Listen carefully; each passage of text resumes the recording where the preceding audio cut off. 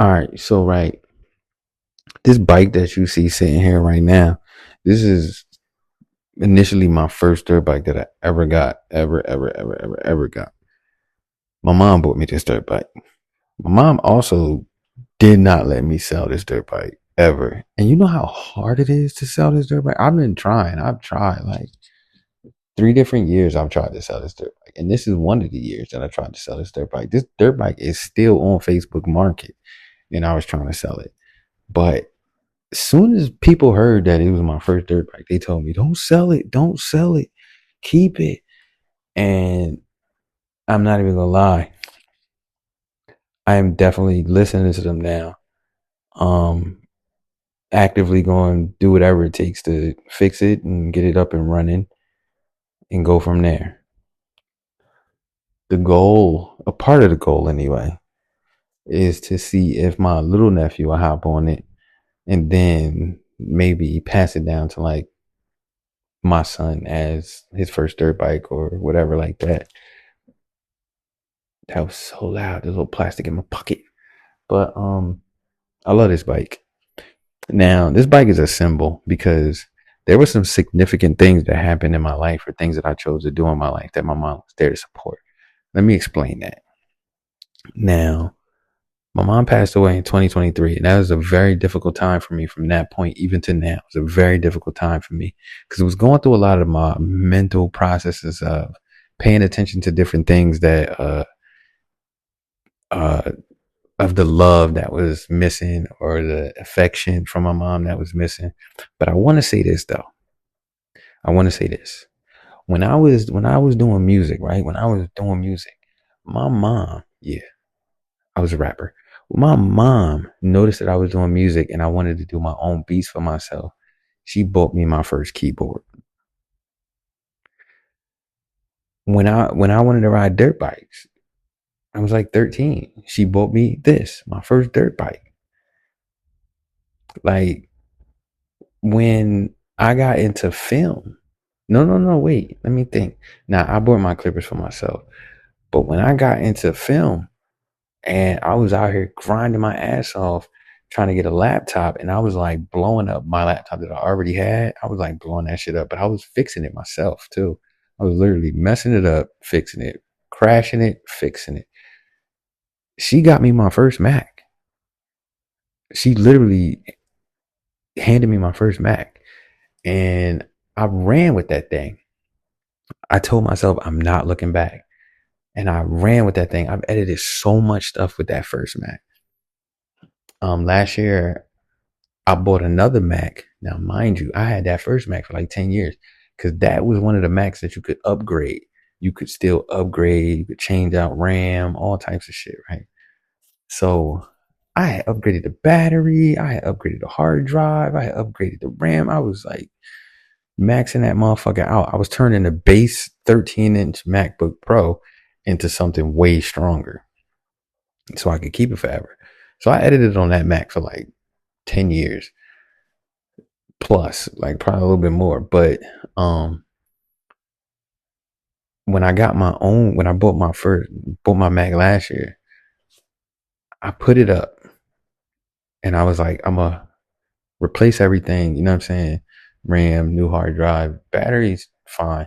But I was gonna replace the hard drive and everything like that to just bring it back up to speed. Put an SSD in there and everything. Now, me saying all this, my mom might have not been the most affectionate person to me. I might not have gotten any hugs or been told that I love you. But when I sat back and I thought about some of the most important things in my life that I chose to do or was involved in, my mom was right there with some of the biggest help that I could ever get.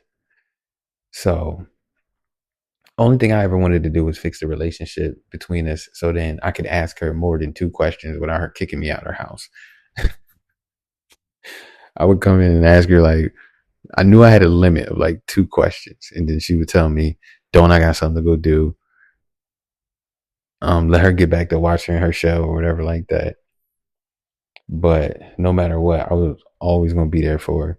I was always going, saying, love my mom. I just wanted her to show me the love. But I think in her ways, quietly, she showed me that love by supporting me in the things that I was choosing to do with my life. Now, she might not have been proud of me because I didn't go to college and things like that. But I remember it was a year that I said, I'm gonna be the best director in this city. Now, I didn't tell anybody this. I said it to myself, and I said it to myself quietly. And when I said that to myself, um, I meant it. And the next year, somebody created an award show. And when they created that award show, I uh I won director of the year in that award show. So it was so crazy on how that happened. Right after that, I showed my mom the award and she bought me a camera. She ain't know what she was buying. She bought me a Nikon D32. And I was happy as hell to have it. You know what I mean? I knew I wasn't gonna switch over to Nikon, but I was happy to hell to have that camera. And I still got it to this day and it's going nowhere. I cherish that thing. So my mom might not have been the most affectionate person. She might not have gave me the hugs that I wanted. But I really believe that my mom was there for some of the most important things that I chose to do in life, which was getting into film, um, going back and forth to Virginia to like expand my life, to learn different things. Um, when I decided to go to pharmacy tech school, she was the one who took me back and forth to that school. Um, and this right here, like this right here, who would have known that me getting into film, um, well, videography, that when you like kind of put it all together, I don't even have no. I got like one picture with my mom, literally. No, I got like two, I think. One when I was little, and one as an adult when she graduated from her college course. Me and my sister took a picture with her. I can't show you that picture though, cause my sister hair looked like she was driving in an Indy 500 with no helmet on, so I can't show you that picture. I could show my nephew that picture if he ever seen it. I don't know if he ever seen it, but I can't show y'all that picture because my sister, she's not a social media person, and she's short, and she been punched the shit out of me, and I'm not dealing with all that. I'm not dealing with all that. Like I like y'all a lot, but I don't like y'all that much to get punched in the face for y'all. I want to show y'all, but I maybe if I cut her out, then I can risk it. But end of the day is my mom supported me in some things that were very, very important to me. And she always had my support no matter what she wanted to do. Didn't matter. Whatever she wanted me to help her with, I would help her with. She's always had me playing her lottery and stuff like that. Play my lottery. Because she ain't want to play it down here because she figured nobody ever wins in the neighborhood.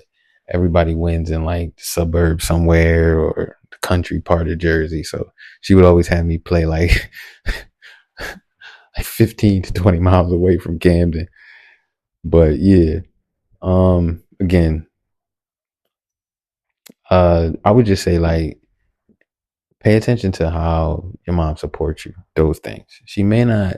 If you had a mom like I had, like very stubborn, um, wasn't really that affectionate, but she was still your mom and you love her and you still had like a relationship with her to a point, or we didn't have the worst relationship. She just wasn't affectionate and loving.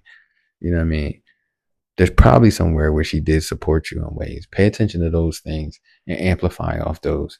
Cause I think in life, that's what I did, but I didn't hate. I could never hate her. Like I loved her to death. So I love you, mom. I care about you. I miss you. I miss you telling me that I can't ask you more than two questions. Well, not telling me, but just kicking me out. Um, and I love you too, grandma. My grandma was a soft one. She was a soft one with me. She would always ask me, what you know good?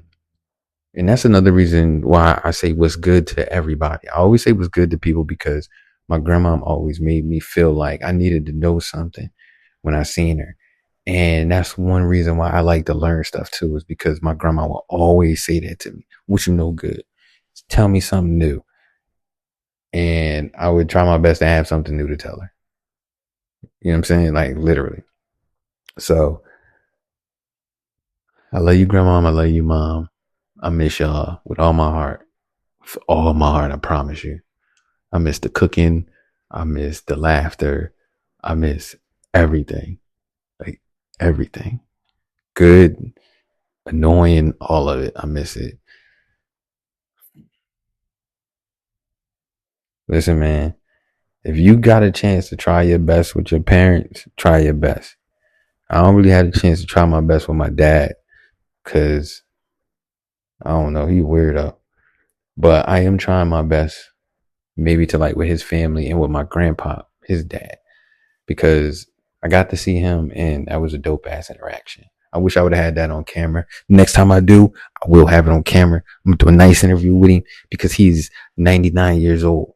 So hopefully I get to see him before he turns 100, and I get to see him on the day that he turns 100, because that's dope. I just got to see my uncle Elijah turn 90. So hopefully I get to talk to him soon also, so I can interview him and have a conversation with him. But love yourself, take care of yourself, and just be dope. Be dope.